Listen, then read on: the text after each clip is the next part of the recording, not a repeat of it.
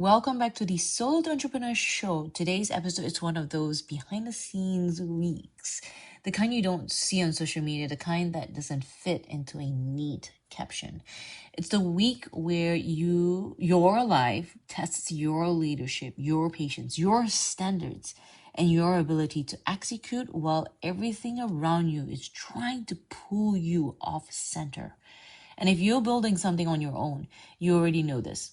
Your business doesn't pause just because life gets bad or life gets loud. Here's the part I want to say up front, because credibility matters and I take that seriously. I'm not sharing this to get sympathy. I'm sharing this because this is what the work actually looks like. Real entrepreneur is not a highlight reel. It's decisions. It's pressure. It's problem solving. It's learning fast and moving forward faster. And if you're listening to this, you're probably not here because you want motivation. You're here because you want truth you can use. I've been thinking a lot this week about something that happens when you watch people complain for months about business, money, relationships, or their circumstances, or in fact, their lives. I always think it makes me wonder what's really going on behind the scenes. Because the truth is, most people aren't stuck because they're incapable. They're stuck because they're overwhelmed, embarrassed, or they've attached their identity to the problem. Yeah, you hear me, right? So instead of making a move, they keep explaining the move they plan to make. This week, I've heard a sentence from my coach, Forbes Riley, that hit me right between the eyes. She said, "Lorraine, you're sharp. And although you've worked hard to be where you are today, people may think you had it easy. You have it easy. Like things were handed to you. Like you were born into this life. You're born into riches. You need to prove yourself. Now, let me tell you what and why that matters. Not because I need to convince the internet, but because it reminded me that people don't always see your raps. They don't see the uncomfortable pivots. They don't see the hard resets. They don't see the nights you choose discipline over comfort. They see the outcome and they make up a story. Here's the principle I've learned from multiple mentors and coaches. Learn fast, then move on quickly. 3, 2, 1, make a decision. You don't get paid in business for how long you suffer. You get paid for how fast you adapt. Pivoting is not a personal trait. It's a skill. And entrepreneurs who win are usually the ones who can make a clean decision with imperfect information, then correct quickly as reality gives them new data. Now, let me take you into a reality this week. I found out that the room I was renting was infested with fleas and bedbugs. And to make it worse, I had paid my June rent the night before. Let it sink in. Bites, nasty bites, itchy, horrible bites. Now that my legs look like they're galaxies and stars in the galaxy. But you know that specific feeling when your brain goes, oh my gosh, seriously? Today? Now?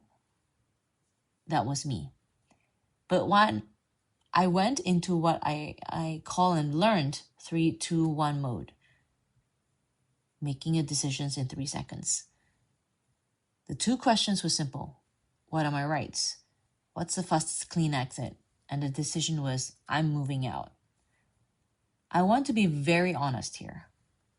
For a brief moment, I thought, worst comes to worst. I'll leave in my car while I figure it out. Not because that's the plan, but because that's the mindset. When you're resourceful, you don't panic, you problem solve. And I'm grateful because people did help me this week.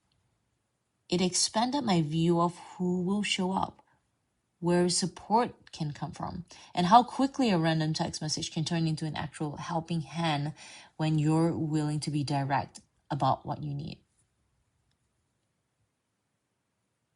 Here's the thing.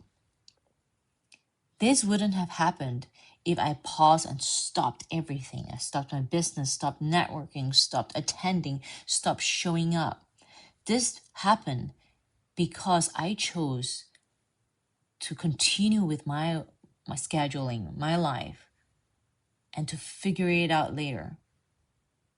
To not allow it to stress me, but to allow myself to move on.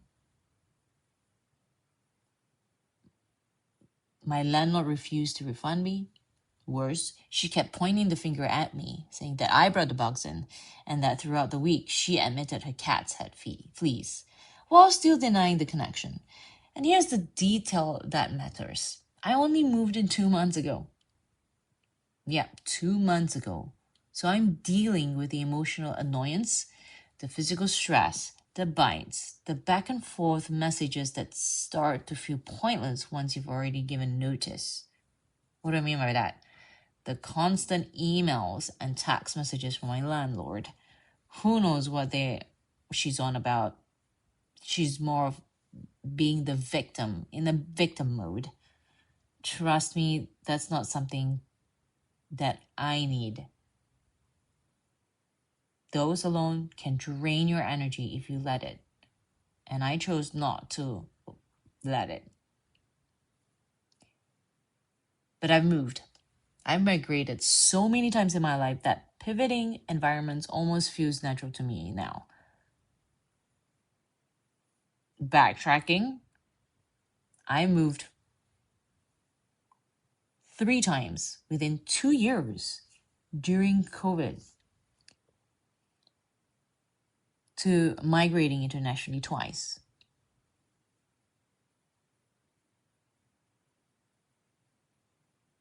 I've moved and migrated so many times in my life that pivoting environments almost feels natural to me. And I'm lucky to be offered another place to rent within a few days. I'm partially moved, still transitioning, still managing the mess that comes up with uprooting your life quickly. Here's the caveat. My landlord actually asked me to move out mid-month because she's going to have guests in the house. There's no point being angry. It's stupid, really, because I paid for the month. What am I going to do? I'm going to move when I can because I have that right. It's learning how to not to deflect negatively, but learning how to be in control of your environment in the best possible way. This is where I want to call out something that separates entrepreneurs from everyone's life. Life and work don't stop. There was no button I could press that says pause responsibilities. I still had my meetings with my Australian accountant. I still attended my coaching sessions. I still did reading, recording, and learning. I still went to church. I still networked. I still made calls. And on top of that, I was cleaning and moving my things, managing the bites, dealing with the stream of landlord emails and text. Let me give you a practical point here with data, because I think this matters. Research has constantly shown that chronic stress reduces decision qualities and increases error rate, especially when you're sleep deprived. In other words, when life hits hard, you don't rise to your goals. You fall to your systems. That's why I protect my environment aggressively. Not because I'm too good for discomfort, but because I understand something most people ignore. Your environment is not neutral. It either supports your execution or it taxes it. That's a lesson I took from this week, and I wanted to share with all of you listening. Yes, it's annoying, but it reminded me that I don't let the outside control me. You shouldn't allow the outside environment to control you. Be in control of your emotions. And that's what I've learned. through Bob Proctor to Arash Varsugi, through all my coaches. I don't let chaos take the wheel. I bounce back. And if you saw me this week, you might have caught glimpses where I looked like I was all over the place. But I wasn't. I was planning. I was prioritizing. I was making decisions. My brain was moving 100,000 miles per hour. I was thinking 5 steps ahead. I don't usually share episodes like this, but if you're listening right now, I'm going to say it plainly. You're probably meant to hear it.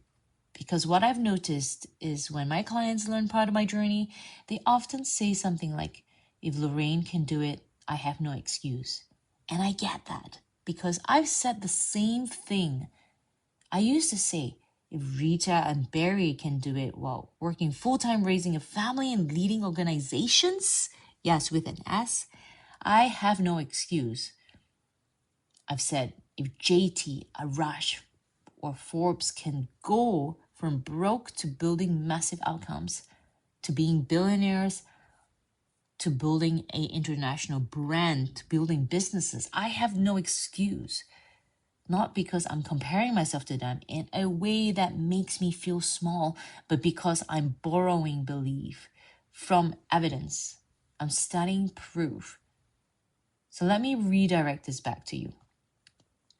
What is holding you back from your next pivot?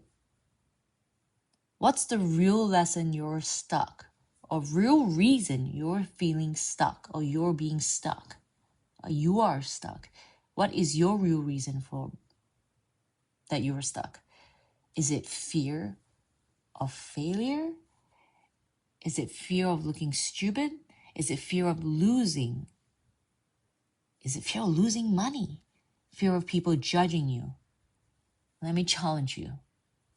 Why are you afraid of failure when staying stuck is guaranteed failure over time?